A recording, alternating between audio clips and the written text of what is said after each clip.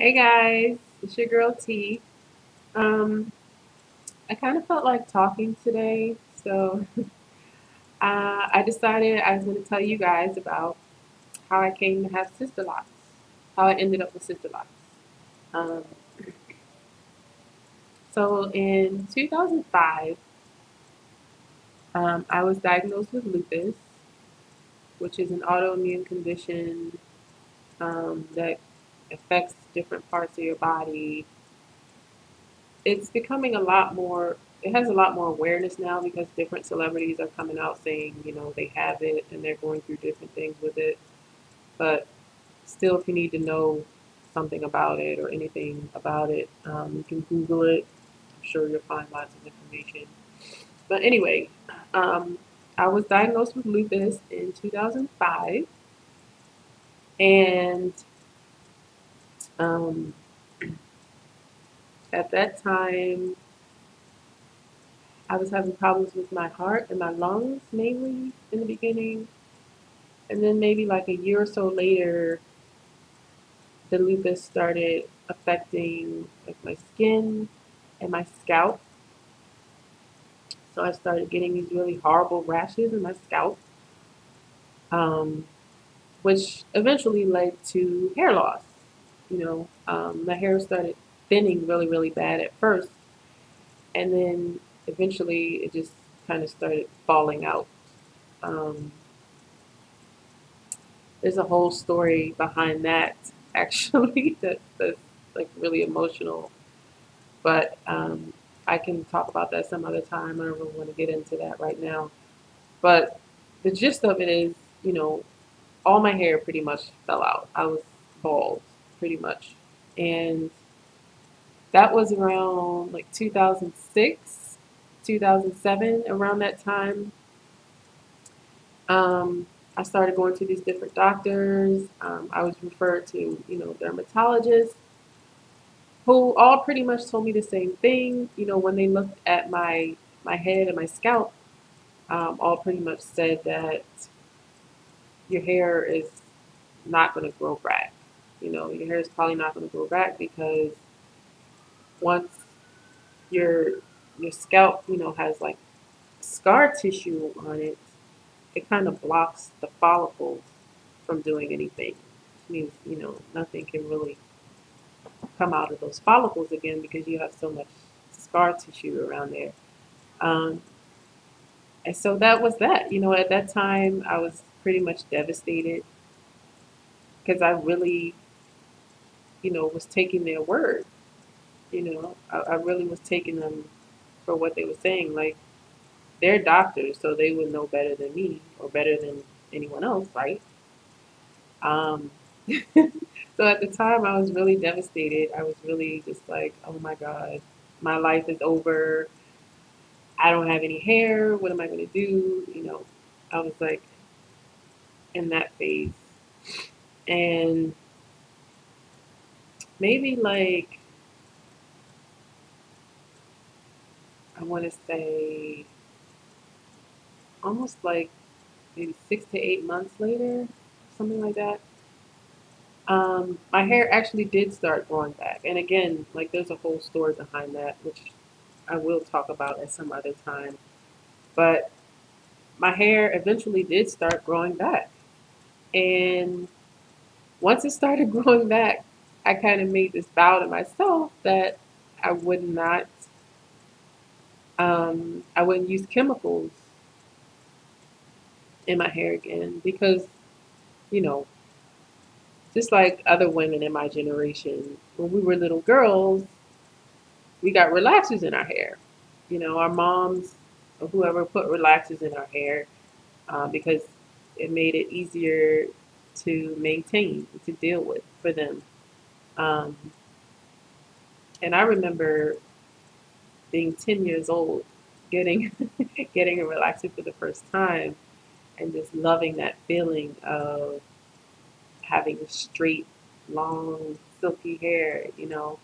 Um, so I've always, from a little girl, just kind of always been programmed to think that that's what beautiful hair was. It had to be long and straight and silky and shiny. you know. Anyway, again, that's a whole nother story, the psychology behind that. But yeah, I made a vow to myself that I wouldn't use, chemical relaxers again. And so I decided at that point that I was going to go natural, and my hair started growing back more and more. And um, maybe like a couple years into just being natural, I decided that I wanted to do something else with my hair. Um, Decided that I wanted to lock it, but just wasn't sure, what method I should use, or if I should try to do it myself, if I wanted to go have someone else do it. Um, so a lot of research went into went into this. Believe me when I tell you. I started researching, like looking online and researching different things about locks, online.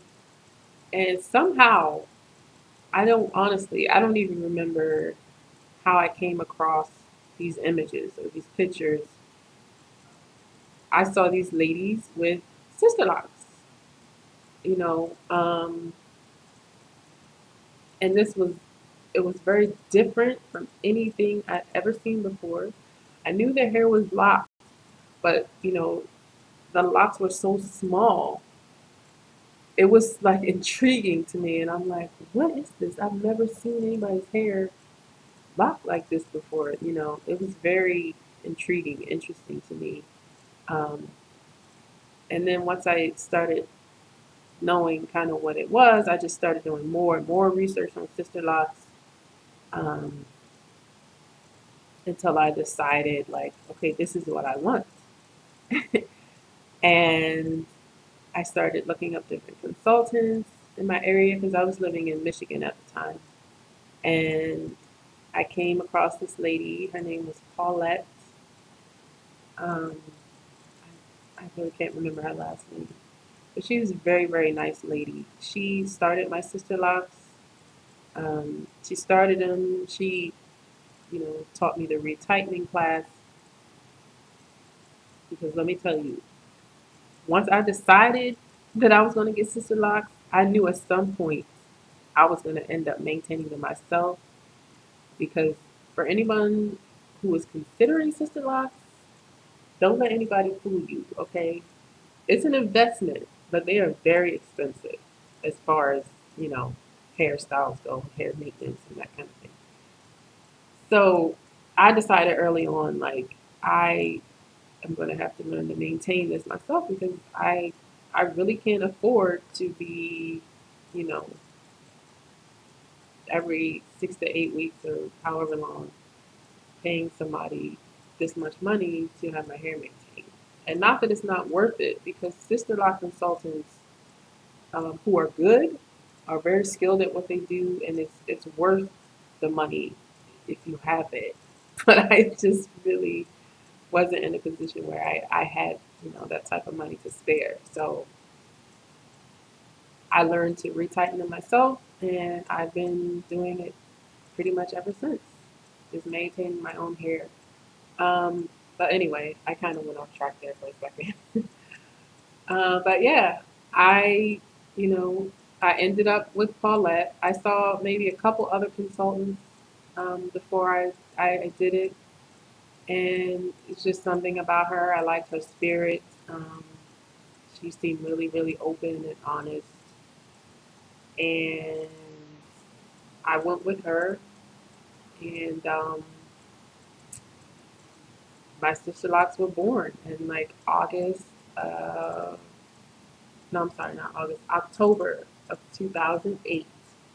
My sister locks were born, and I want to say I had around maybe like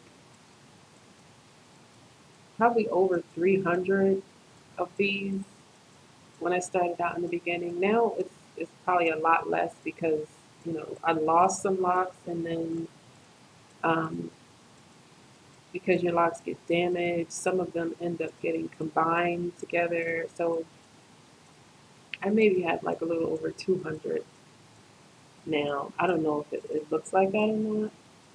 Um, but yeah, probably over 200. I'm not really sure the exact number, but um, yeah, that's pretty much it. So since, you know, October of 2008, I've had Sisterlocks, and I've been loving my hair ever since. My hair is right now it's pretty long. I don't know if you guys can see, like it goes,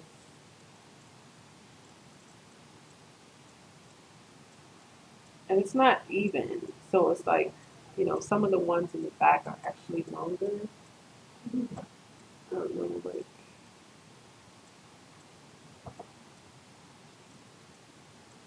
so if I stand, like it kind of comes here. Like the longest one comes almost to my butt if I stand up. Um, but yeah, that's pretty much the story in a nutshell. Um, I have actually cut my sister locks, I think twice since I've had them, because they were a lot longer than this before. Like they were down to my butt and maybe like a little past that at that point. Um, so yeah, I've cut them twice since I've had them. And I don't do a whole lot of styling or anything like that. Like my hair is either in a ponytail, or pretty much just like this, or a lot of times I'll just take this and, do something like that. Like if I really want it out of my face. But yeah, I don't do a whole lot of styling. Um, every now and then I'll curl it, or I'll do a braid out or something like that, which I'll show you guys how both of those styles look in another video soon. Um, but yeah, that's it. That's pretty much it. So thank you for listening to my story. Please subscribe to my channel if you haven't already. All right, see you guys later. Have a good day. Bye.